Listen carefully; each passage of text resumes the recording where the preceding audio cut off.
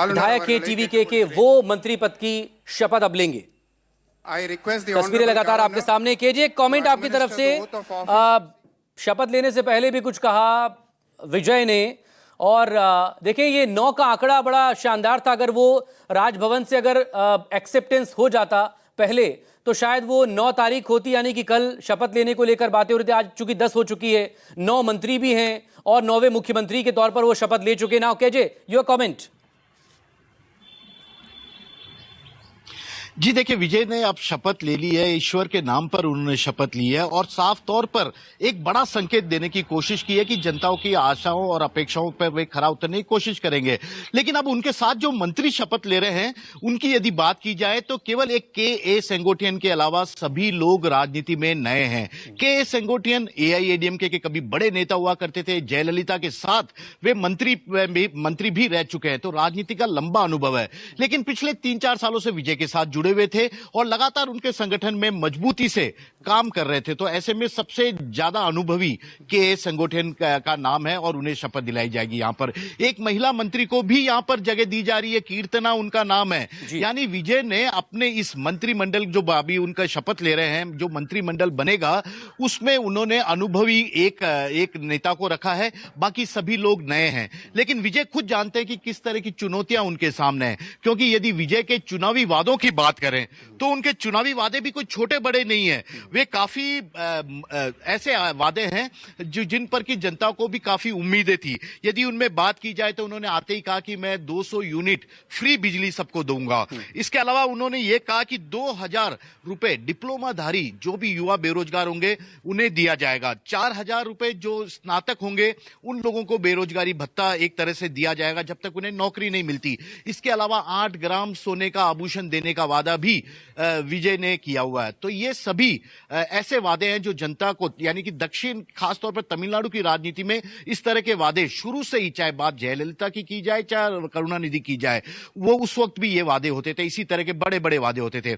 लेकिन क्या जनता पिछले 25 साल के डीएमके के और 30 साल के एआईडीएमके के शासन से शायद अब कुछ बदलाव चाहने लगी थी। उन्हें लगता था कि क्या ये दोनों ही पार्टियां आ रही है, एक तरह की योजनाएं, एक दूसरे के खिलाफ जो राजनीतिक विरोधी है वो उसी तरह की बातें सामने आती थी। तो ऐसे में अब इस बार तमिलनाडु की जनता ने बदलाव का एक बड़ा मन बना लिया और जैन जी 90% तमिलनाडु में शायद वोटिंग किसी ने आज तक नहीं सुनी होगी कि तमिलनाडु में 90% वोटिंग हुई थी, जिसमें सुबह 11 बजे तक की यदि बात की जाए तो युवाओं की सबसे ज्यादा कतार वहां पर नजर आई थी, क्योंकि विजय खुद दक्षिण भारतीय फिल्म अभिनेता रह चुके हैं, तमिलनाडु के सुपर हीरो कहलाते हैं। रजनीकांत के बाद उनकी सबसे मजबूत अभिनेता के रूप में वहां पर छवि है। और वो उनकी जो फिल्मों का यदि बात की जाए तो फिल्मों में एंटी एस्टेब्लिश किरदार ही वे ज्यादा निभाते आए हैं पिछले 10 साल से। उनके पिता खुद फिल्मी जगत से जुड़े हुए हैं और जैसे ही वो फिल्में बनाते थे तो अपने बेटे को वैसा ही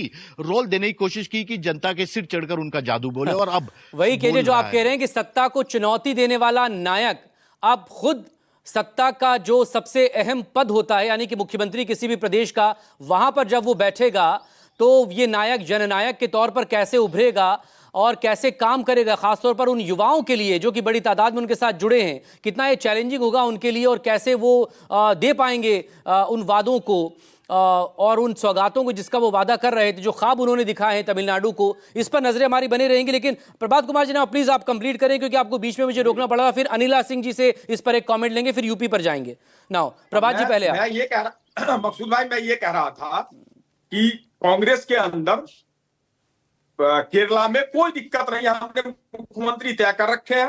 हमारी पैनी निगाह तमिलनाडु पर थी, क्योंकि तमिलनाडु पर इसलिए थी कि तमिलनाडु के अंदर राज्यपाल जो चरित्र दिखा रहे थे, जिस ढंग का व्यवहार दिखा रहे थे, महाराष्ट्र में तो 4 बजे सुबह में आप शपथ ग्रहण करवाते हैं राज्यपाल महोदय, लेकिन तमिलनाडु में आप 4-4 बार वापस करते हैं। सबसे बड़ी पार्टी का नेता जो अब आपसे मिलने जाता है, आप मिलने से मना कर देते हैं। आप कैसे मना करोगे प्रभु? अब तो वो मुख्यमंत्री बन गए और आपको शपथ दिलवानी पड़ी। यही मैं बार बार मकसूद भाई कहता हूं, जनता के सामने ये जो आप एटीट्यूड दिखाते हैं और जनता को भरमाने और ये जो हॉर्स ट्रेडिंग का आप प्रयास कर रहे थे ना, इस पार्टी को तोड़ लेंगे, यहां से दिल्ली से आदेश जाता है, अभी रोकिए, अभी इस पार्टी को तोड़ रहे हैं, अभी रोकिए, अभी उस पार्टी को तोड़ रहे हैं। और बाद में इस देश की मीडिया का दुर्भाग्य देखिए मकसूद भाई, मुझे मजबूरन बोलना पड़ रहा है, मीडिया में बैठा हूं फिर भी बोलना पड़ रहा है।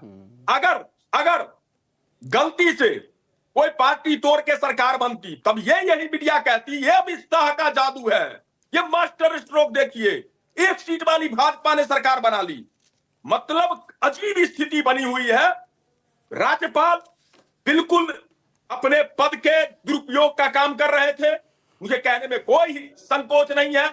आप कौन होते हैं कि जब जनता ने चुन के भेजा जिसको, और सबसे बड़ी पार्टी थी,